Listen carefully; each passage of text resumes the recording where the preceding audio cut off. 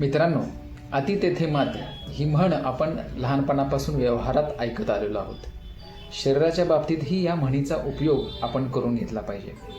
जसं अति आहार झाला तर आपली पचनशक्ती बिघडून जाते. अति प्रमाणात पाणी पिलं तरीही पचनशक्ती बिघडून जाते. अति झोप झाली तरीही वजन वाढायला लागतं, आळसपणा अति प्रमाणात वाढायला लागतो. अति व्यायाम झाला, अति प्रवास झाला तरीही वात वाढून स्नायूच्या तक्रारी, सांध्यांच्या तक्रारी, हाडांच्या तक्रारी दिसू लागतात.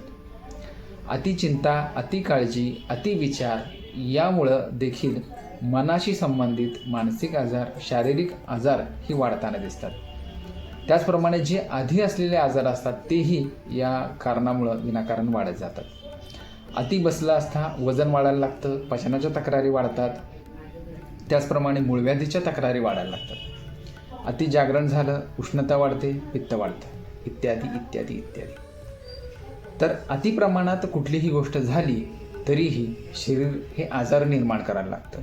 त्यामुळं अति तेथे माती ही म्हण आपण शरीराच्या बाबतीतही उपयोगात आणली पाहिजे, त्या बाबतीत लक्ष दिलं पाहिजे.